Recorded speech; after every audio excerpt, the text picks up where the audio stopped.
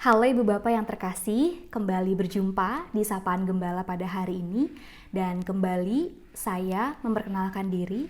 Saya Hani Handayani Cahyadi, saya adalah seorang kader GKI yang saat ini sedang menjalani tahap perkenalan di GKI Indramayu. Pada hari ini saya mengajak kita semua untuk merenungkan sebuah laku hidup secara khusus dalam hal berdoa, yang perenungannya didasari dari kisah seseorang yang sakit kulit dalam Injil Lukas 5 ayat 12 sampai 13.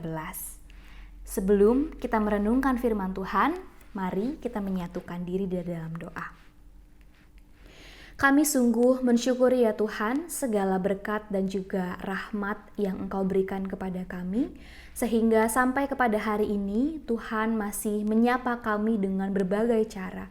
Dan kami sungguh bersyukur jika firman Tuhan pada hari ini juga akan dinyatakan bagi setiap kami. Kiranya apa yang akan kami dengarkan, apa yang akan kami baca dan juga renungkan, boleh menjadi rema dalam kehidupan kami dan boleh terus memberikan kami motivasi yang baik dalam menjalani hari-hari kami sebagai anak-anak Tuhan. Terima kasih ya Tuhan, ke dalam tangan pengasihan-Mu kami berdoa dan juga bersyukur. Amin. Bapak Ibu yang terkasih, saya akan membacakan Injil Lukas 5 ayat 12 sampai 13 bagi kita semua. Lukas 5 ayat 12 sampai 13 memuat sebuah kisah. Pada suatu kali Yesus berada dalam sebuah kota. Di situ ada seorang yang kulitnya penuh dengan penyakit menular. Ketika ia melihat Yesus, sujudlah ia dan memohon, "Tuan, jika Tuan mau, Tuan dapat menahirkan aku." Yesus mengulurkan tangannya, menyentuh orang itu dan berkata, "Aku mau, jadilah tahir." Seketika itu juga penyakit kulit itu meninggalkan dia. "Tuan, jika Tuan mau, Tuan dapat menahirkan aku." Ibu Bapak dan Saudara yang terkasih, betapa kalimat ini adalah kalimat yang menunjukkan sebuah kerendahan hati yang luar biasa. Orang ini dikatakan di dalam Injil Lukas sebagai orang yang kulitnya penuh dengan penyakit menular. Kita bisa bayangkan ya Bapak Ibu, kira-kira bagaimana rasanya menjadi si orang yang sakit ini. Orang-orang di sekitarnya pasti menghindar karena takut tertular. Dan si orang yang sakit ini kemungkinan besar merasa bahwa dirinya hina, ia rendah diri karena dia tahu dia punya penyakit yang bisa menularkan orang lain. Dan si orang ini kemungkinan besar juga merasa kesepian dan kecil hati karena umumnya tidak ada orang yang mau bersinggungan dengannya, apalagi menghabiskan waktu yang lama dengan dirinya. Tetapi apa yang terjadi antara dia dan juga Yesus sungguh memberikan kita pelajaran yang luar biasa berharga. Ketika ia melihat Yesus, ia tidak memaksa Yesus untuk menahirkannya.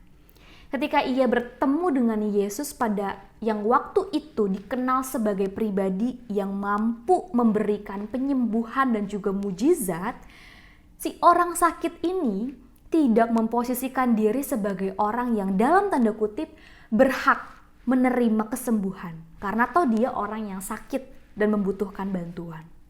Tetapi sembari bersujud, ia memohon dan berkata, "Tuan, jika Tuan mau, Tuan dapat menahirkan aku." Tuan, jika Tuan mau, Tuan dapat menahirkan aku. Betapa kata-kata ini mengandung kerendahan hati yang luar biasa. Bahkan kerendahan hati yang dimiliki oleh si orang yang sakit ini bisa saja jauh lebih besar dan juga melampaui kerendahan hati yang kita miliki.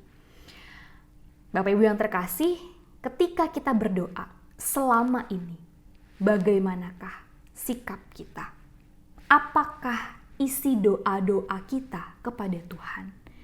Apakah kita memposisikan diri sama sebagaimana si orang sakit ini memposisikan diri, yaitu menghormati dan juga mengakui otoritas Allah sebagai pengendali kehidupan, sehingga kita tidak pernah memaksa Tuhan untuk mengabulkan apa yang kita anggap baik untuk diri kita.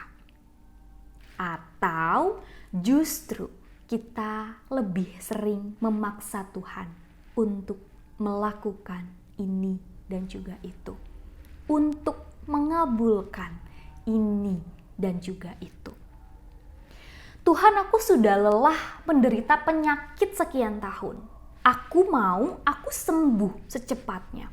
Tuhan, aku sudah berjuang sejauh ini. Aku mau Tuhan mudahkan segala kehidupanku. Kalau bisa Tuhan ambil segala pergumulan yang aku miliki. Tuhan, aku sudah menunggu belasan tahun untuk doa yang kunaikan. Tapi kenapa Tuhan belum memberikan apa yang aku inginkan? Tuhan, aku sudah menjadi pribadi yang baik, yang taat dengan firman Tuhan, belajar mengasihi orang lain.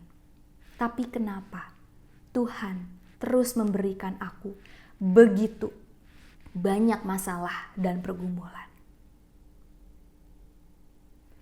Sebagai seorang manusia, kadang kita merasa berhak untuk menerima segala sesuatu, berhak untuk mendapatkan hal-hal yang kita inginkan hanya karena kita sudah berdoa dan kita merasa kita sudah menjadi pribadi yang baik.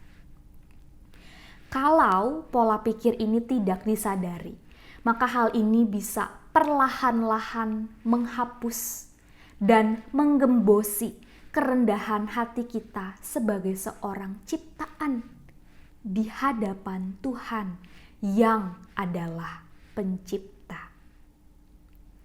Dari kisah orang yang kulitnya dipenuhi oleh penyakit menular ini, kita diingatkan untuk kembali mengasah dan juga menyalakan kerendahan hati kita sebagai manusia. Mengingat kembali bahwa yang memiliki kehidupan ini adalah Tuhan Allah kita. Tentu boleh kita mengharapkan sesuatu dan meminta sesuatu, itu semua hal yang sangat manusiawi. Tetapi cara kita memandang segala sesuatu yang kita minta dan bagaimana kita memandang Tuhan sebagai sang pemilik kehidupan, itu akan sangat mempengaruhi cara kita berelasi dengan Tuhan dan bagaimana kita berdoa kepadanya. Kiranya dari sepenggal kisah orang yang kulitnya dipenuhi penyakit menular ini, kita boleh bersedia belajar untuk kembali menjadi pribadi yang rendah hati di hadapan Tuhan, yang tidak memaksakan kehendak dan keinginan kita, melainkan sujud di hadapannya dan membiarkan karya Tuhan dinyatakan lewat kehidupan kita. Amin. Kita berdoa.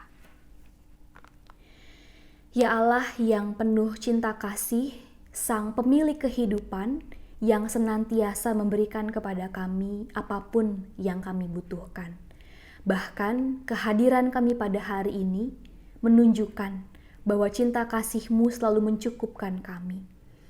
Ya Allah, kami memohon ampun jika seringkali dalam kehidupan kami merasa berhak untuk menerima segala hal yang kami pikir baik untuk diri kami. Kami memohon ampun jika selama ini kami ingin menggeser otoritas-Mu dengan apa yang kami inginkan dalam kehidupan ini. Kiranya dengan apa yang sudah kami dengarkan bersama-sama ini, kami boleh kembali tunduk dan juga bersujud di bawah otoritas Tuhan, Sang Pemilik kehidupan, meyakini bahwa Tuhan akan selalu memberikan apa yang kami butuhkan, dan apa yang kami inginkan tidak selamanya sesuai dengan apa yang kami butuhkan. Ya Tuhan, kami kembali menyerahkan kehidupan kami ke dalam tangan-Mu. Berkaryalah dalam diri kami dan kehidupan kami, supaya setiap orang yang melihat kami boleh mengenal Tuhan. Terima kasih ya Tuhan, kami menyerahkan sisa hari kami ke dalam tangan Tuhan. Kami percaya Tuhan selalu menyertai dan juga menuntun kami. Amin. Terima kasih Bapak Ibu, kiranya renungan ini boleh menjadi berkat bagi kita semua. Tuhan memberkati kita.